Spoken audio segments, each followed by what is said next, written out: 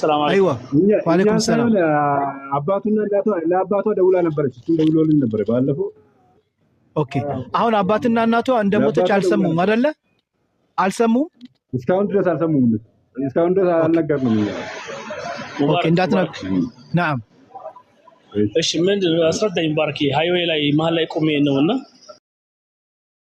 هذه البنت عايشه في السعوديه في الدمام كيدج بايجنسي كيدج صار لها 3 شهور 3 ወር ሆኗታል።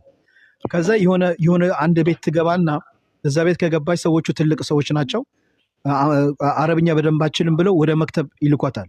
መክተብ ያለው ደግሞ ሰውዬ እንግዲህ ቀጥቅጦ ዘይ መንተሻይፍ ወጅዋ ፊቷ እንደምታያት ቀጥቅጦ በዚህ አይነት መንገድ ገሏታል። እንደሞተች እንዴት አወካልክ? ኤጀንሲውን ደውዬ አናግሬው ነበር። የገደላት እዛ መክተብ ያለው ነው ቀጥቅጦ የገደላት አለኝ። ቮይስም መረጃም አለ። ሀበሻው ሳዑዲ ግብጽ መስር እሺ የመክተቡ አድራሻ መክተቡ ስም አለ አይደለም? አዎ የሱ እሺ የመክተቡ ስም ኤጀንሲው ኢትዮጵያ ያለው ኤጀንሲ የመክተቡ ስም የነገራቸውን ሁሉ ነገር እልክልሃለሁ ብሎ ዛሬ 4 ሰዓት ሙሉ ጠብቄው ነው ሚዲያ ላይ የመጣሁት። ለምን እኛ ልጅቷን ወደ ሀገር እንድትመጣ እናረጋታለን እያሉ ነው። ሬሳው ሳይጣ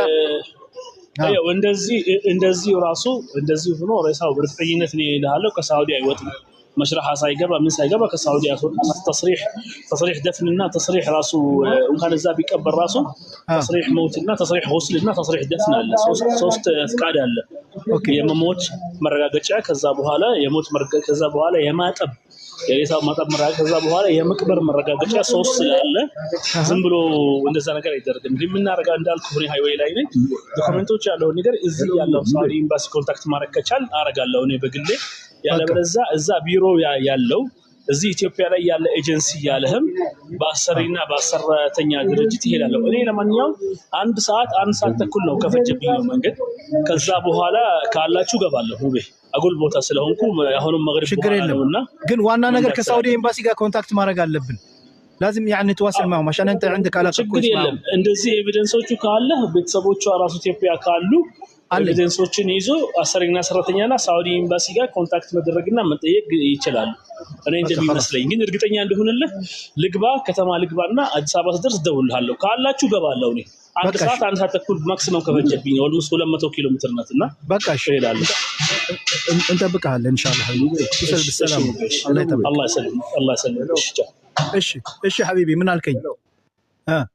በምን ላኪ